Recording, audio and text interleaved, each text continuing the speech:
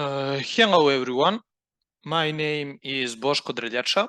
I'm technical sales engineer at WSCAD Belgrade, and with me is my colleague Gašper Ponepšek from tech support.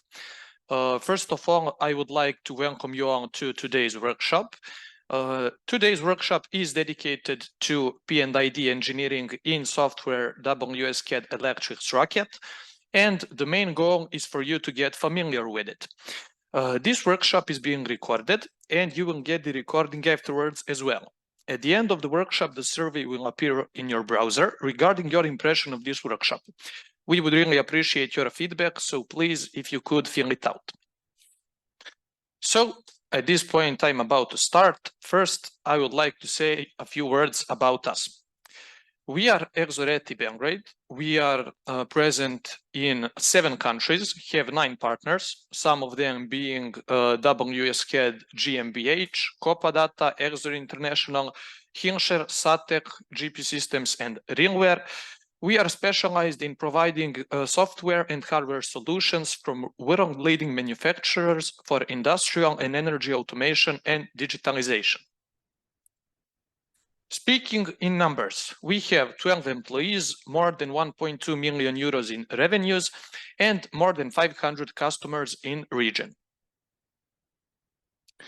As for today's agenda, first I will briefly mention WSCAD GmbH company, then we will focus on product overview, and afterwards we will talk about our customers, and then Gašper will take over and demonstrate you the P&ID discipline. In the end, we will have a Q&A session. So, about WSCAD GmbH in a nutshell. It's a company that has more than 30 years of experience, has 700 employees in the Boom Group. It is present in 26 countries worldwide and has over 35,000 users. Industries that we focus on are machinery and plant engineering, building automation, and electrical installations. Talking about engineering with WSCAD ELECTRIX Rocket, we have 3 main products. First and most important, of course, is the software itself, WSCAD ELECTRIX Rocket. The second component is WSCADUniverse.com. It's officially rewarded as the biggest part database in the world, but we will talk more about WSCAD Universe later on.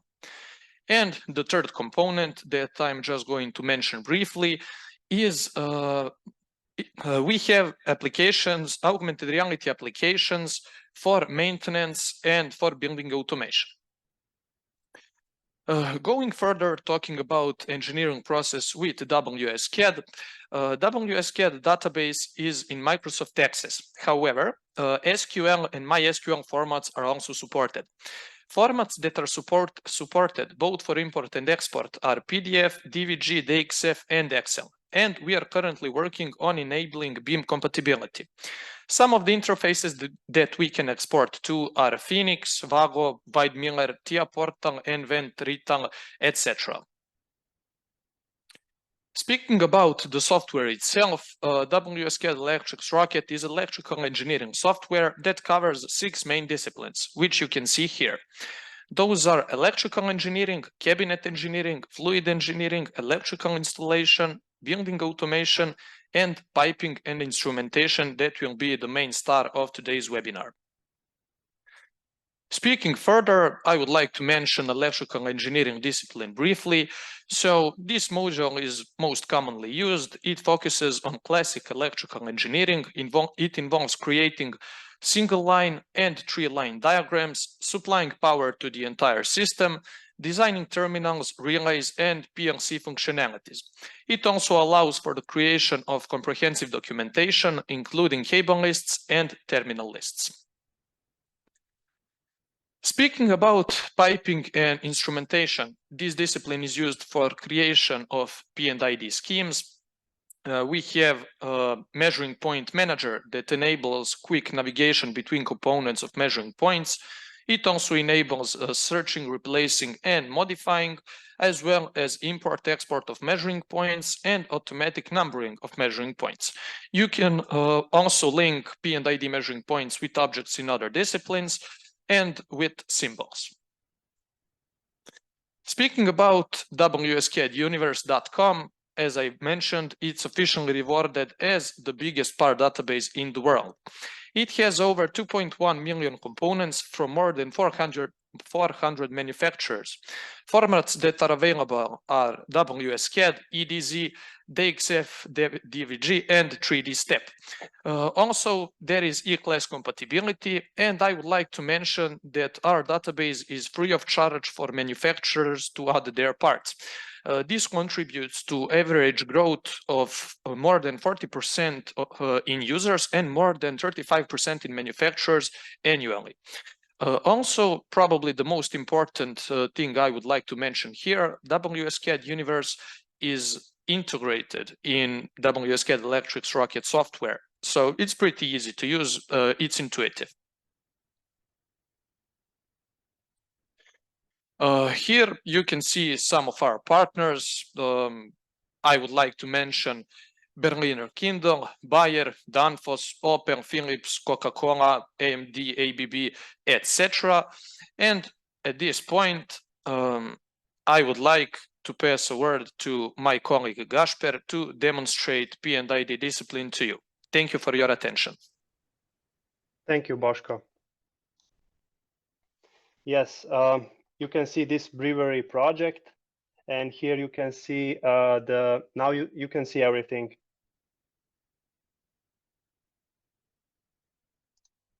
Okay, good. So if we go forward, here you can see the symbol explorer. Here we have the search engine. For example, we can search if already with installation we get a lot of symbols. So this search, it's very useful. You can easily find some symbols. Here we have favorite folder. We can create a favorite folder, and in this favorite folder we can insert our favorite symbols which we are using the most. For example, this bag. Then also there is a possibility to create, as you can see, this toolbar, and we can easily add some symbols into the toolbar.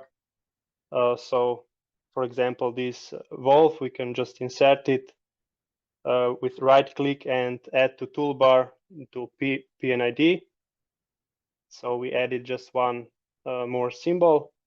Then here you can see that this is not new functionality. Actually, it's not so new functionality anymore. Quick search. We have multiple items here. We can find commands, symbols, parts.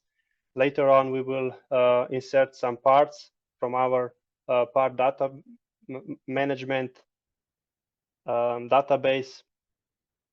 So if we check our P&ID scheme, here we can see that we have 3 silos. And now we will just insert the first one just to see how to work with this P&ID. Here we just insert some container for our toolbar, and you can see here that the symbol was smaller and we just scale it. So the new version of WSCAD Rocket has a possibility to scale symbols. Here you can see now it's just a symbol. It's not part oriented. We don't have any information, but now we will just let it so. And if you go forward, we will insert some motor like this for our application. You can see this part has multiple symbols. So one symbol is already in P&ID, so we can just from this part use this symbol. Later on, you will see why is this benefit if we have multiple symbols in different disciplines. So this part has some informations about the part number and manufacturer. Now we will need, if we check the silo 2 or silo 3, we will need also one more valve. It's very easy to find from our database this valve. We will just insert it like this. And again, now this is part-oriented work. We have the more information about this valve, the manufacturer, other information, the part number, and so on. Here you can see we have let's say 8 measuring points.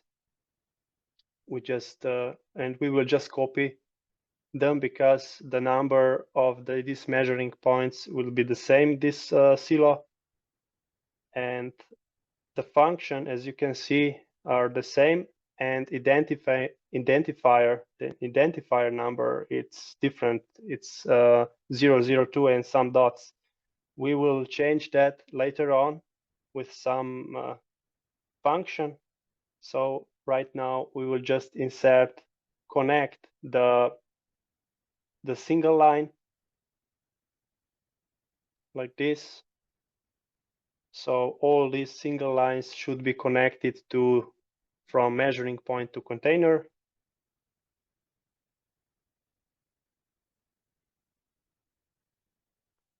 How to connect it? So click on this toolbar, and then we have this function single line, and with left click we click it, and then you can change direction. You can see with left click, and end of the line is right click.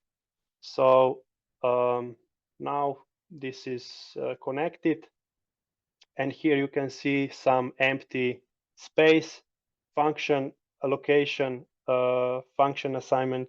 So LA, here we will insert some mill, which will need some more motor, and as you can see, we just copied this motor because it's the same specification of this motor for this application.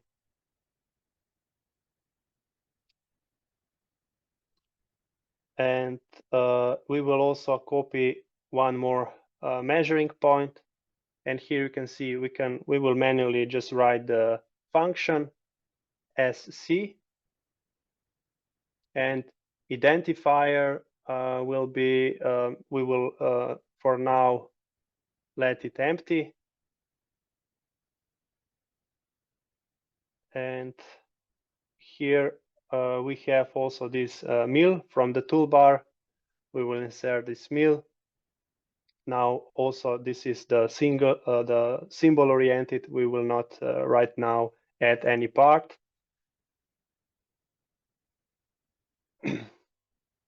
And let's make one description here to know what kind of mill is this. So let's say this is grist mill. Okay, and now we can check again these measuring points because they are not finished. So you can see this identifier number. It's it's a copy, and then description. There is a silo 2. It should be silo 1 for each measuring point in this location. So I think the best way to do this is, and fastest, to use this measuring point manager. And here we have, on this measuring point manager, we have all these measuring points. And there's also, we can change something here, or other option to export into Excel. Let's just write export these measuring points brewery 2. Now we will create this this file. So we open this Excel file. So, and now here we can do whatever we want, and then we will import it back. Here the descriptions are wrong. We will just change the description to number 1.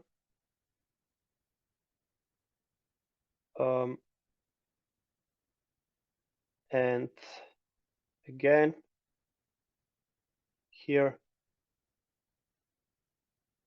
And what is also important here in measuring points, that function and identifier number should be unique. Here, for example, now we will write just 004. This should be unique number. And description, let's say that it's blower silos. If we go forward, we can just insert the numbers. Yes, here most of them are 001, let's say. We can also change then these numbers in measuring point manager altogether if you want. This is not the problem. Now just I want to show you how to change all this information in Excel sheet, Excel document, and then all together import it. So just save it, and now we will close, and here we have this possibility to import this Excel file. Let's say measuring points brewery 2, that's the one.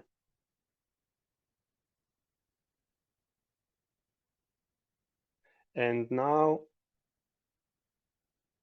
this green field, when you can see there are changes, just click OK, and now we have all these changes from measuring points. What we have to do now is to connect the silos with this medium connection line. Here you can see we already have this malt. Here we can change the color, change the medium, but the connection between these silos, it's malt, medium, it's malt, so we will connect this one.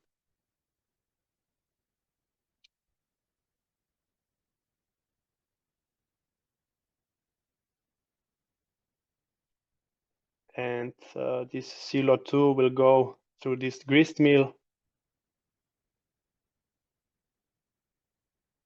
And from this grist mill, it will go to brew house. So if we want the flow,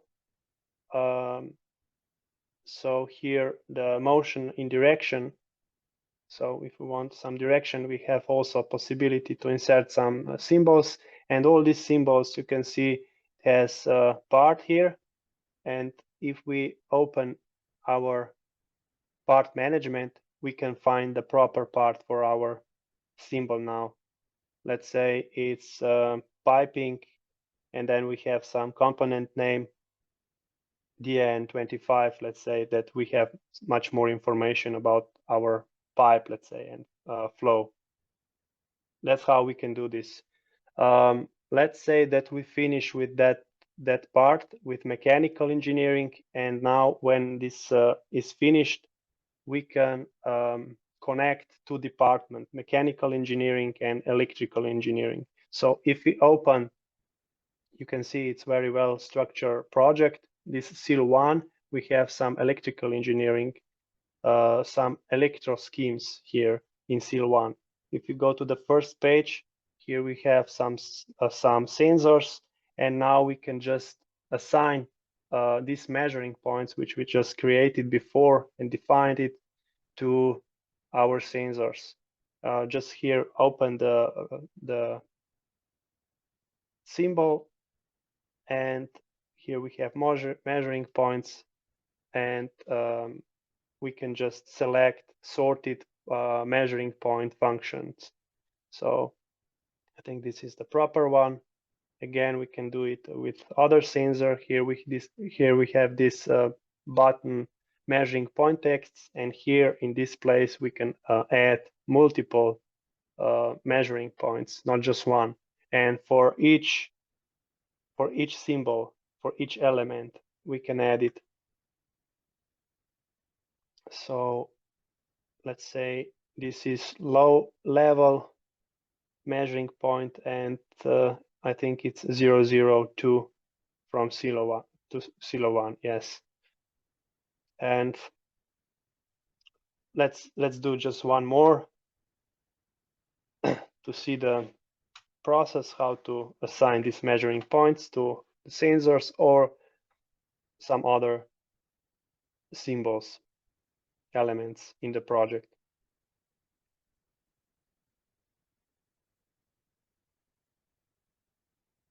Okay. So if we go to another page, here you see that we have this analog input and PLC child element. So also you can see that we have possibility to insert these measuring points to inputs and outputs. If you go to the next page, agitator silo, this is now we can just open the Material Explorer. And again, I can say that this project is very well structured. We can easily find our silo 1. And this is all elements we just inserted before. This is our motor. And you can see how easily we can just place this motor, which is already placed. We can check it here in this P&ID diagram. The reference name is the same, and now everything is connected via this cross reference. Okay, then we want just to show you let's say if we insert some more elements, let's say some more pumps from our project P&ID diagram, how is the procedure? You can see this search here in Material Explorer. This is also a new function in Rocket. So let's say you can see how many items, how many parts is here in the Material Explorer, and you can see different colors of squares. Each color represents each discipline. This turquoise one is from P&ID. Again, MP5. From different locations, we can find easily some pumps.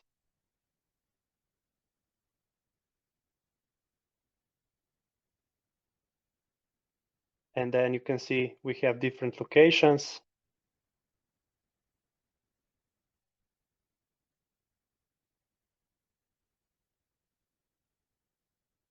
Again, and let's say again, these two different colors represent in which discipline is represented this pump.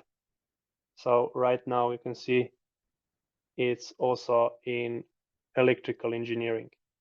And again, we have these cross references. We can jump from one discipline to another. I think this is the benefit. And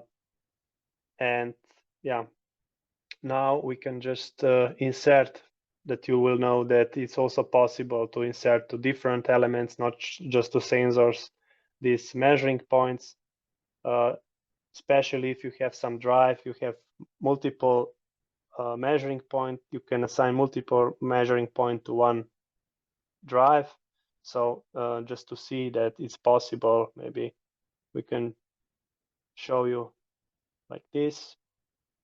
Yeah, it's possibility to assign multiple measuring points to one element, let's say drive. So if we check this list of measuring points report, it's also very beneficial because we have all this information about the measuring points. We have a function and identifier in one column. then we have description, and then you can know exactly in which location is this measuring point, and which, in this case, which symbol is assigned to this measuring point. And from symbol, then you have also some information about the manufacturer and part number, and you can even create your own report, which has much more information. So there's also a possibility. This is our standard report from measuring points, but of course you can add whatever you want. And you can also check, we can check right now the material list. Material list, I would just say that this material list is just from the pit diagram. You can see here, we can filter and generate just material list from the P&ID diagram, and then we can just export individual, combined, and here you can see it's also a possibility to export to Excel or some other format.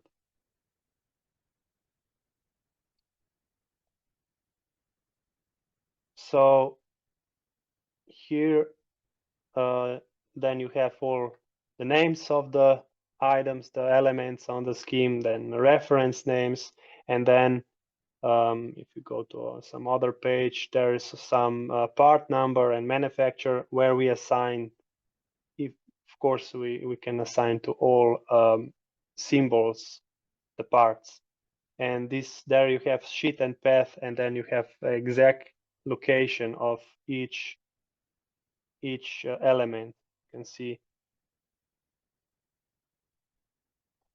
And this is material list combined.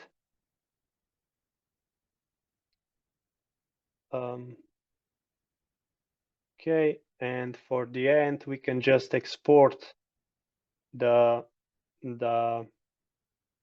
PDF, smart PDF. What I would say here, again, this output with simple parameters, it's even more useful in larger schemes, in my opinion, because you have more information that you can see. So if you go with this cursor through some symbol or element in the P&ID diagram, or even each other, then you have more information, you will see. So now we will just open the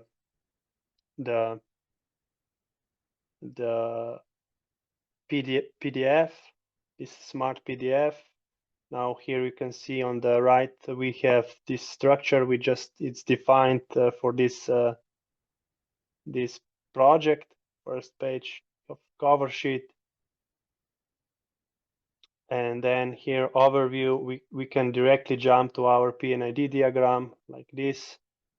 And you can see it's a large scheme, so we can just zoom in.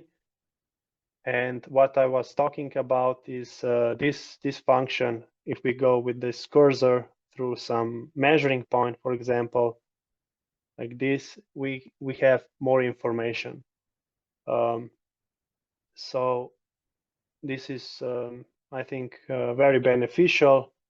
For example, if we check, let's say this motor, you can see the manufacturer, and then here on this valve you see the symbol name, which kind of valve is it, and so on. And of course, we have these cross references. We can jump from one discipline to another. Everything is connected. I think in this case, two departments are much more connected and synchronous. Like this. And if we check on the right, okay,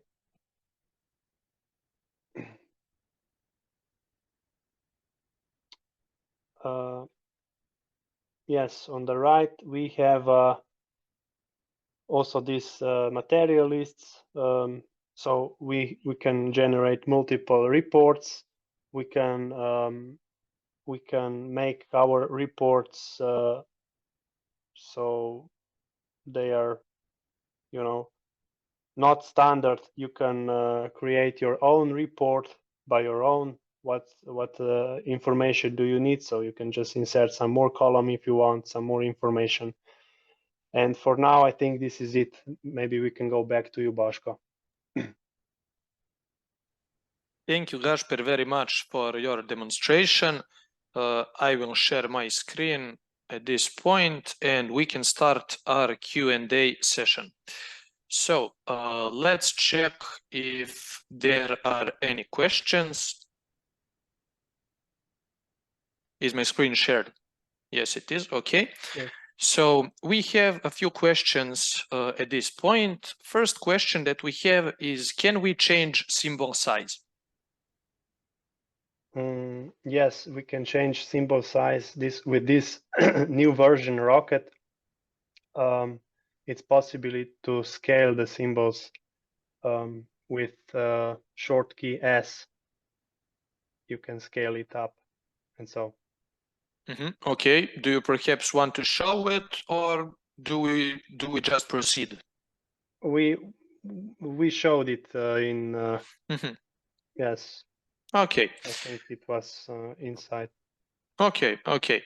So question number 2, by which standard were these symbols created, and can these standards be changed?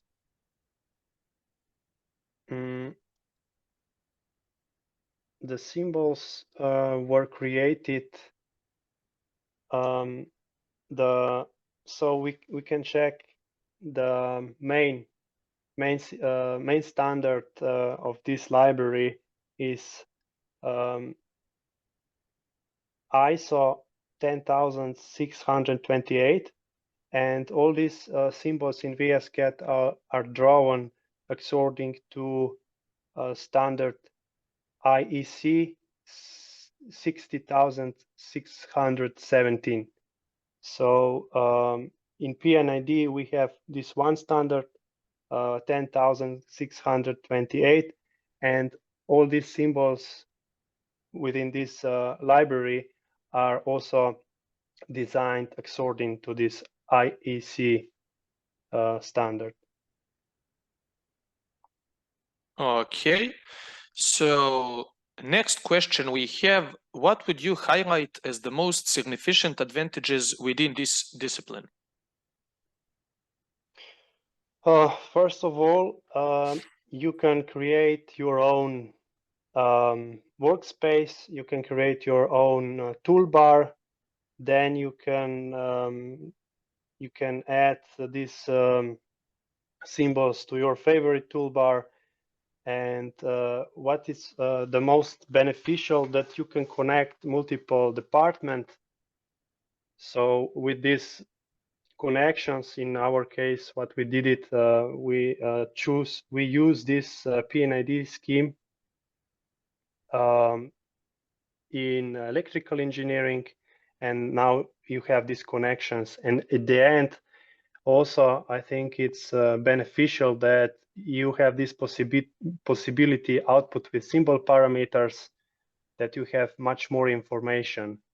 Maybe you can represent your P&ID diagram into some interactive board, and then you can, with this mouse, you can show much more information. I think that's also beneficial. Okay, Gasper, thank you very much. I didn't see any other questions pop up. So at this point, I would like to thank you all once again for attending this webinar. I would like to thank you, Gasper, for showing us all how to work in P&ID discipline. And that would be it on our part. Once again, you will receive a survey regarding this webinar. We would really appreciate if you could fill it out, and you will receive a recording of this webinar as well. So thank you very much once again, and see you on one of the next webinars.